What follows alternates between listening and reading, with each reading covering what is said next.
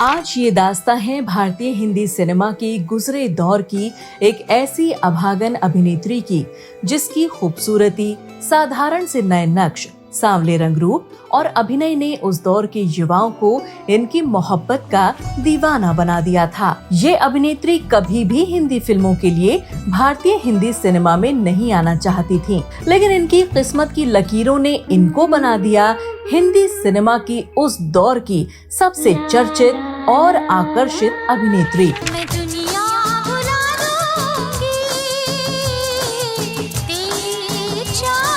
इस अभिनेत्री का जलवा ऐसा कि फिल्म के निर्माता इस अभिनेत्री को अपनी फिल्म में साइन करने के लिए लेकर जाते थे नोटों से भरा बैग, जो बड़ी बड़ी कारों में आते, मोटी मोटी नोटों की गड्डियां चढ़ाते। लेकिन इस अभिनेत्री की जिंदगी में ऐसा क्या हुआ था जिसकी वजह से ये भारत देश को छोड़कर पेरिस में बसना चाहती थी? कैसे इस अभिनेत्री के मैगजीन में छपे एक फोटो ने इनकी पूरी जिंदगी को ही बदल कर रख दिया? बिल्कुल ठीक समझा आपने। हिंदी सिनेमा का वो कौन सा फिल्म डायरेक्टर था जो इनके पीछे 6 महीने तक हाथ धोकर पड़ा रहा? मेरे को मेरे हाल पे छोड़ दे, मैं पहले ही बहुत दुखी हूँ।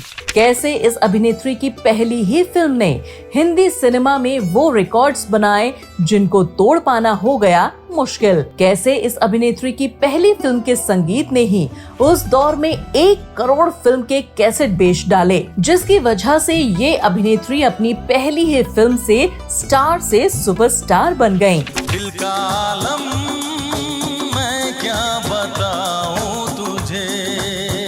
कैसे इस अभिनेत्री की पहली फिल्म ने बना दी कई और अभिनेता, डायरेक्टर और संगीतकार की जिंदगी, जिसके लिए इन सभी को किया जाता है याद। तू मेरी जिंदगी है तू। इतना नाम, इतनी शोहरत और स्टारडम होने के बावजूद क्यों ये अभिनेत्री हिंदी सिनेमा से हो गई हमेशा हमेशा के लिए गुमनाम और दूर?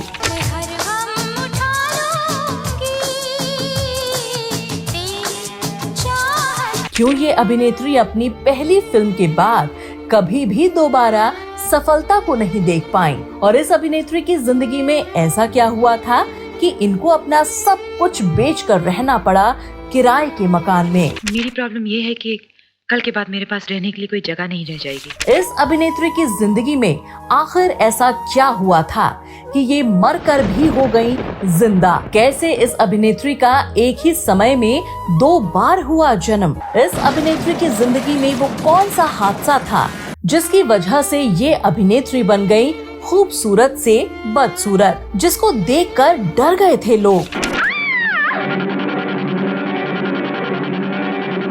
कैसे ये अभिनेत्री अपनी याददाश्त और अपना नाम तक भूल गयी? ठीक होना चाहती हूँ डॉक्टर, बिल्कुल ठीक होना चाहती हूँ। क्यों ये अभिनेत्री अपने जीते जी हो गयी, अपने पैरों पर ही चलने के लिए लाचार? क्यों इस अभिनेत्री को डॉक्टर्स ने कर दिया था मरा हुआ घोषित? और कैसे ये अभिनेत्री जिंदगी और मौत की जंग में कई सालों जूझती रही अपने ही बिस्तर पर? लाचार, दुखी, परेशान इस अभिनेत्री को क्यों किसी अभिनेता और सगे संबंधी ने नहीं की कोई भी मदद? दुनिया के द्वारा भुलाई गई ये हीरोइन कैसे आज बन गई लाखों लोगों की प्रेरणा? बताएंगे और भी बहुत कुछ इस खूबसूरत मशहूर अभिनेत्री के बारे में।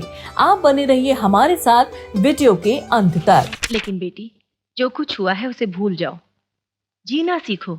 हाँ सिस्टर, जीऊंगी। आज हम बात करने जा रहे हैं 90 के दशक की उस अभिनेत्री की जो आज भले ही गुमनामी की जिंदगी जी रही है, लेकिन अपने गुजरे दौर में इस अभिनेत्री ने अपनी पहली ही फिल्म से हिंदुस्तान के हिंदी सिनेमा में वो आग लगाई जिसको कई सालों तक बुझाया नहीं जा सका। और आज भी उस फिल्म की वजह से इस अभिनेत्री को आज तक याद किया जाता है। वो अभिनेत्री कोई और नहीं थी बल्कि वो थी खूबसूरत, सांवली सलोनी सूरत और लंबी कदकाठी वाली अनीता अग्रवाल, यानी अनु अग्रवाल। सांसों की जरूरत है जैसे जिंदगी के लिए। आज हम आपको रातों रात स्टार बनी अनु अग्रवाल के बारे में, उनकी जिंदगी के दर्दनाक दिल दहला देने वाले सच के बारे में बताएं। उससे पहले आइए जान लेते हैं इनके परिवार, पढ़ाई लिखाई और शुरुआती जीवन के बारे में।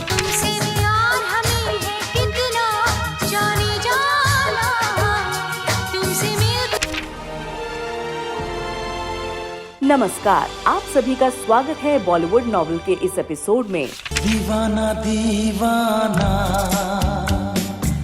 मैं तेरा दीवाना। अनु अग्रवाल का जन्म 11 जनवरी 1969 को नई दिल्ली में हुआ था।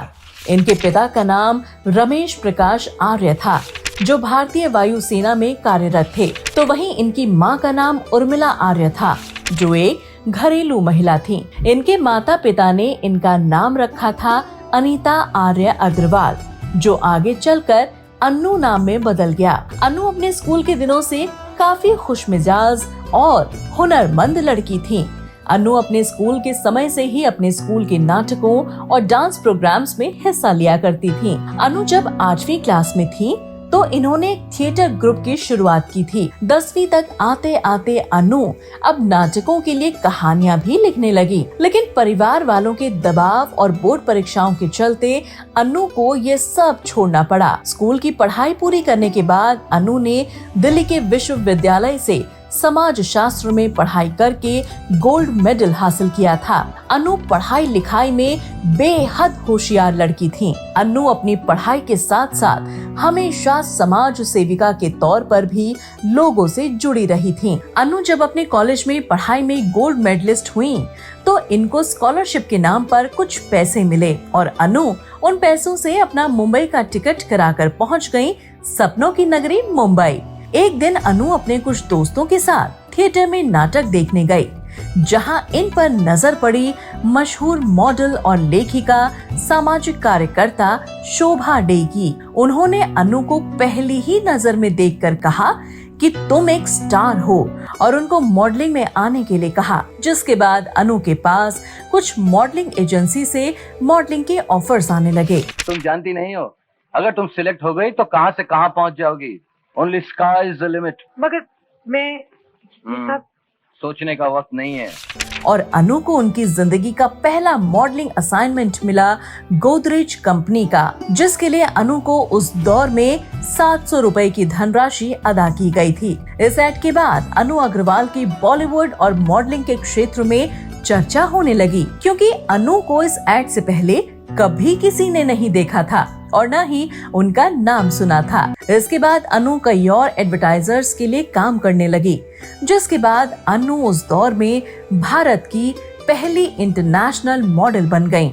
जिसके बाद अनु के पास इंटरव्यू और मॉडलिंग के ढेरों ऑफर्स आने लगे और अनु ही वो पहली लड़की हैं जिन्होंने गरीब अंधे बच्चों की मदद की खातिर उस दौर में अपने एक एड के लिए 1 लाख रुपए चार्ज किए थे, जो आज 10 करोड़ के बराबर हैं। इसी समय दिए गए एक इंटरव्यू को मशहूर फिल्म निर्माता महेश भट्ट ने भी पढ़ा और वो अनु के इंटरव्यू और एक फोटो से काफी ज्यादा प्रभावित हुए और उन्होंने अनु से संपर्क किया और उनको अपनी अगली आने वाली फिल्म आशिकी के लिए ऑफर दे डाला। बस एक सनम चाहिए आशिकी के लिए। लेकिन दुर्भाग्यवश अनु अग्रवाल ने महेश भट्ट को इस फिल्म के लिए मना कर दिया, क्योंकि वो हिंदी फिल्मों का हिस्सा बनना ही नहीं चाहती थी। वो तो बस मॉडलिंग के क्षेत्र में अपना काम करना चाहती थी और अपने बॉयफ्रेंड से शादी करके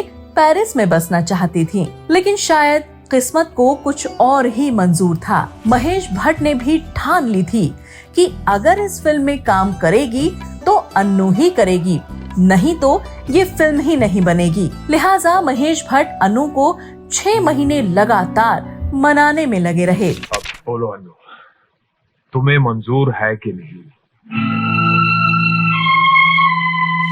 और एक दिन महेश भट्ट अनु को मनाने में आखिरकार कामयाब हो गए। अनु ने इस फिल्म के लिए हाँ कह दिया और महेश भट्ट ने फिल्म आशिकी का ऐलान कर दिया। इसमें तुम्हारी और हमारी दोनों की भलाई है। इस फिल्म में इनके हीरो राहुल रॉय थे, जिनकी भी ये पहली ही फिल्म थी। अब तेरे बिन महेश भट्ट के लिए इन दोनों को लेकर उस समय फिल्म बनाना काफी ज्यादा जोखिम भरा काम था, क्योंकि ये दोनों ही इंडस्ट्री में नए थे और उस समय बॉलीवुड में कई और बड़े सुपरस्टार्स और अभिनेत्रियों का हिंदी सिनेमा पर कब्जा था। लेकिन इन सब के बावजूद साल 1990 में फिल्म को बनाकर सिनेमा घरों में रिलीज किया गया तो फिल्म ने उम्मीद से परे वो जबरदस्त कमाल दिखाया कि ये फिल्म उस दौर में रिलीज हुई सभी फिल्मों को पीछे छोड़ते हुए आसमान की बुलंदियों को छू गई। दर्शकों ने इस फिल्म को अपार सफलता और प्यार दिया और इस फिल्म की कामयाबी से अन्नू अग्रवाल, राहुल रॉय, नदीम श्रवण, कुमार शानू, अनुराधा पौडवाल, उदित नारायण और खुद महेश भट्ट के फिल्मी सफर को 4 चांद लग गए। पहली मोहब्बत का एहसास है तू। आपको यहाँ पर एक बात बता देती हूँ कि इस फिल्म को रिलीज करने से पहले ही इस फिल्म के सभी सॉन्ग्स को एक एल्बम के तौर पर लॉन्च कर दिया गया था और इस फिल्म के सभी सॉन्ग्स ने उस दौर में काफी ज्यादा लोकप्रियता हासिल की थी। हालत ये थी कि फिल्म के संगीत के लगभग 1 करोड़ कैसेट बाजार में बिक गए थे, जो अपने आप में एक बहुत बड़ी उपलब्धि थी। और यही वो फिल्म है जिसके लिए महेश भट्ट ने अनीता का नाम बदलकर अन्नू रख दिया था, जिसके बाद से आज तक ये इसी नाम से जानी जाती हैं। इस फिल्म की कामयाबी ने अनु को रातों रात एक सुपरस्टार बना दिया। अनु अग्रवाल इस फिल्म को करने के समय तक एक जुहू में एक पीजी में किराए पर रहा करती थीं। लेकिन फिल्म की रिलीज के बाद जब अगले दिन अनु अग्रवाल अपने घर में नींद से जागी तो उन्होंने देखा कि उनके घर के बाहर लोगों की भीड़ जमा हो रखी है। लोग अनु के लिए शोर मचा रहे हैं, वो अनु की एक झलक देखने के लिए पागल हो रहे हैं। लोग उनके घर की दीवारों पर I love you Anu paint करके जा रहे हैं। कुछ इस तरह से पहली सुबह हुई थी अनु अग्रवाल की। इस फिल्म की कामयाबी के बाद अनु अग्रवाल के लिए बढ़ता प्रेम और लोगों की संख्या ने ये असर डाला कि अनु जहाँ रहती थीं, उस मकान मालिक ने अनु अग्रवाल को रात में उस पीजी से बाहर निकाल दिया।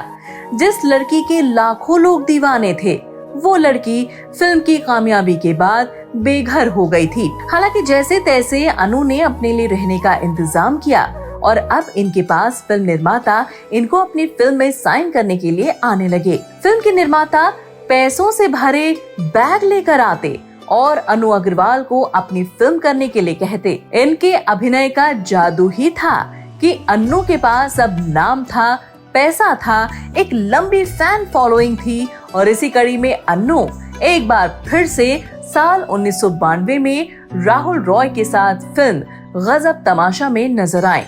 लेकिन दुर्भाग्यवश इस फिल्म का ठीक से प्रमोशन नहीं हो पाया और ये फिल्म अनु को वो कामयाबी नहीं दे पाई जिसकी सभी उम्मीद कर रहे थे। अनु की कामयाबी का शोर साउथ इंडस्ट्री में भी पहुंचा और तमिल फिल्म निर्माता मणि रत्नम ने एक फिल्म तिरुदा तिरुदा अनु के साथ बनाने का फैसला किया। लेकिन फिर से इस फिल्म को उतनी सफलता नहीं मिली और ये फिल्म एक एवरेज फिल्म बनकर रह गई। फिल्मों में मिल रहे इसी उतार चढ़ाव के बीच अनु की 2 फिल्म किंग अंकल और खलनायिका में इन्होंने काम किया। ये दोनों ही फिल्म दर्शकों के बीच अपनी सफल जगह बनाने में कामयाब हुई।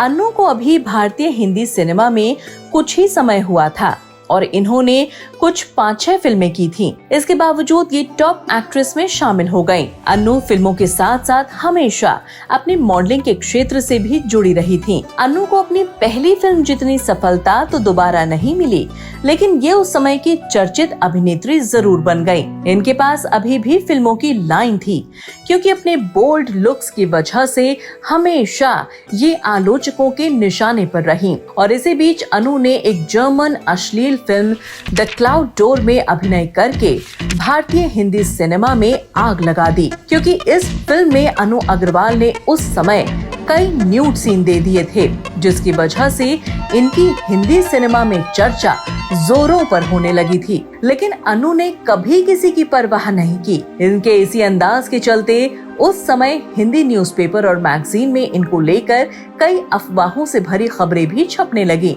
और इन खबरों का असर ये हुआ कि अनु अग्रवाल उस समय एक लड़के रिक को प्यार करती थी। I love you, Rahul. I love you। और उनसे शादी करके पेरिस में बसना चाहती थी, लेकिन इन खबरों की वजह से इनका ये रिश्ता टूट गया और अनु अग्रवाल अब अकेली रह गई थी। I hate you. I hate you. और इस रिश्ते के टूटने के बाद आज तक अनु ने कभी शादी नहीं की। अनु ने साल 1994 में पहली बार भारत में आए MTV चैनल के जरिए बतौर एक VJ 4 साल तक काम किया। इसके बाद अनु जन्म कुंडली, राम शस्त्र और return of jewel thief film में काम करती हुई देखी गई। और रिटर्न ऑफ ज्वेल थीफ इनकी जिंदगी की वो आखिरी फिल्म बनी जिसमें इनको अभिनय करते देखा गया था।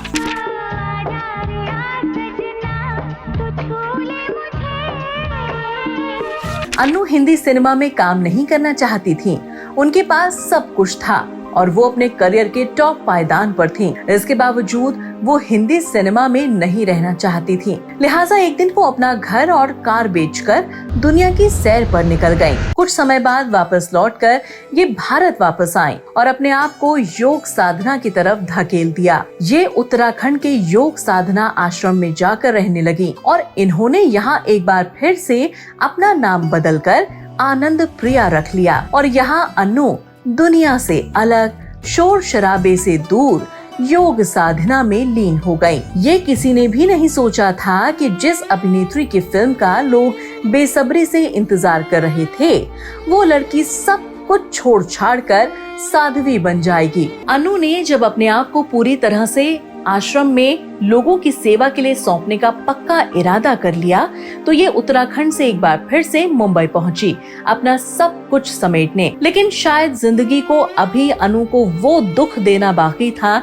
जिसकी कभी कल्पना करना भी मुश्किल था। 29 अक्टूबर 1999 की वो बरसाती सुबह जब अनु मुंबई से उत्तराखंड के लिए निकली तो मुंबई में चौपाटी इलाके में अचानक कार का संतुलन खराब हुआ और इनकी हवा में कई पलटी खाते हुए कार दुर्घटनाग्रस्त हो गई।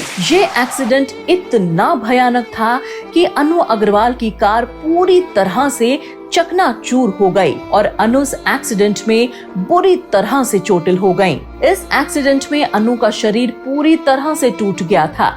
पूरे शरीर की हड्डियां इधर उधर से टूट गईं और इनका चेहरा पूरी तरह से बिगड़ गया। डॉक्टर्स भी इनकी ये हालत देखकर घबरा गए थे। एक्सीडेंट में गाड़ी का सामने वाला कांच टूटकर तुम्हारे चेहरे के कोने कोने में चुभ गया है। उनको तो ये लग रहा था कि अनु अग्रवाल अब जिंदा ही नहीं बचेंगी, लेकिन जल्दी ही उनका ट्रीटमेंट शुरू हुआ।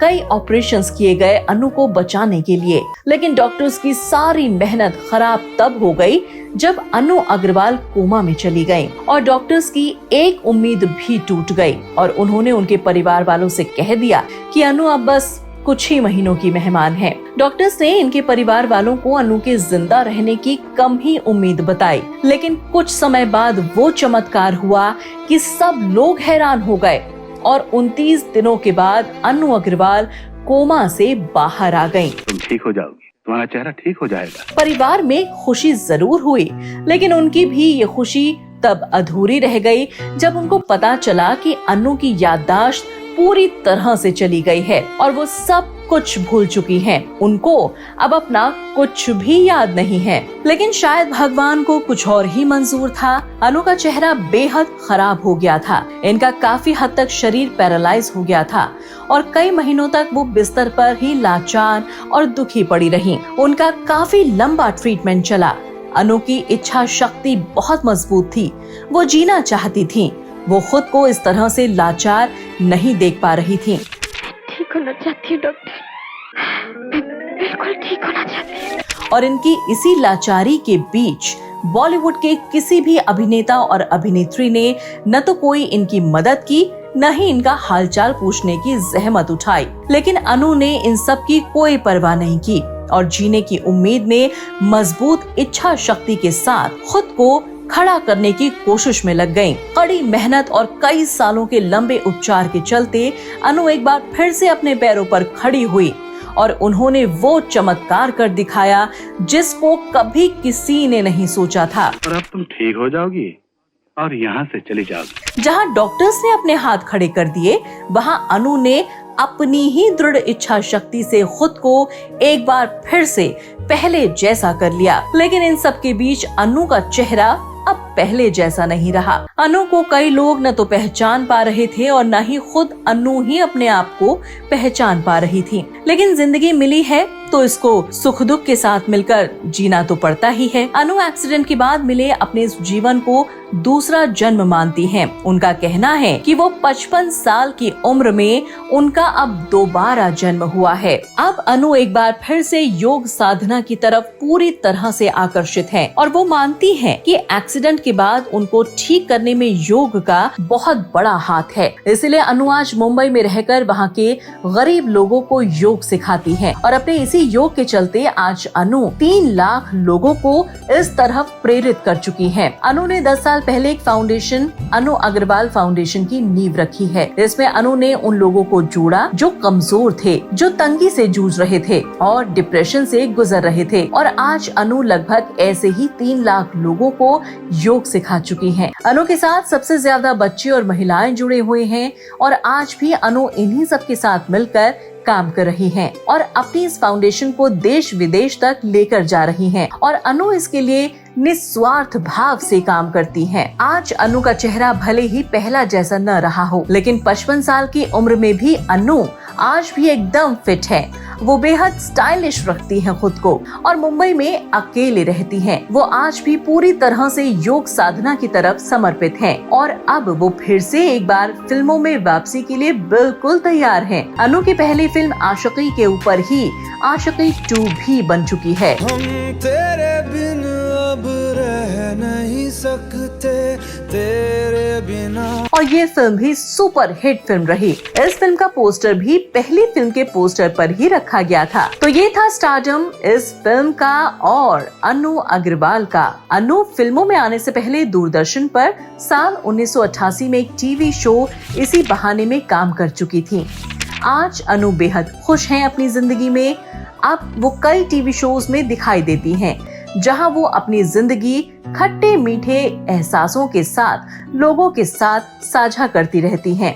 और बहुत जल्द अनु एक बार फिर से बड़े पर्दे पर अपने अभिनय से आग लगाते हुए नजर आएंगी, जिसका उनके चाहने वालों को बेसब्री से इंतजार रहता है, क्योंकि उनको अपनी आशिकी गर्ल से आज भी उतना ही प्यार है जितना कि पहली फिल्म से हुआ था। और हम भी अनु अग्रवाल के लिए यही कामना करते हैं कि अनु हमेशा खुश रहें, अपने चाहने वालों के दिलों में बनी रहें और उनका स्वास्थ्य और आयु हमेशा अच्छी और लंबी बनी रहे। ईश्वर की मर्जी को मंजूर कर लिया है मैंने। तो दोस्तों, ये था आज हिम्मत वाली और दृढ़ इच्छा शक्ति रखने वाली एक महान अभिनेत्री की जिंदगी की कहानी, जिसको हमने आपके सामने रखा। अनु अग्रवाल के बारे में जानकर आपको क्या कहना है, आप हमें कमेंट करके बता सकते हैं। और अगर आपके पास अनु अग्रवाल से जुड़ा कोई भी किस्सा या जानकारी है तो आप हमारे चैनल पर शेयर कर सकते हैं, ताकि हमारे सभी दर्शक भी अनु अग्रवाल के बारे में और ज्यादा जान पाएं। और अगर हमसे कोई भी जानकारी रह गई हो तो उसके लिए हमारी पूरी टीम को माफ करें। बहुत जल्द हम एक बार फिर से ऐसी ही किसी महान अभिनेत्री या फिर अभिनेता की जिंदगी की कहानी को लेकर फिर से हाजिर होंगे। मेरा अपने सभी चाहने वालों और दर्शकों से अनुरोध है कि हम बड़ी मेहनत से इन बायोग्राफीज को आपके लिए बनाकर लाते हैं। आप प्लीज हमारी इन स्टोरीज को अपने लोगों के साथ, अपने मिलने जुलने वालों के साथ, अपने प्रियजनों के साथ जरूर शेयर करें, ताकि और लोग इन महान अभिनेत्रियों के बारे में जान पाएं। और साथ साथ चैनल को लाइक, सब्सक्राइब करना बिल्कुल ना भूलें, ताकि हमारी आने वाली स्टोरी सीधे आप तक पहुंच जाए। जल्द मिलते हैं आपसे एक और स्टोरी के साथ।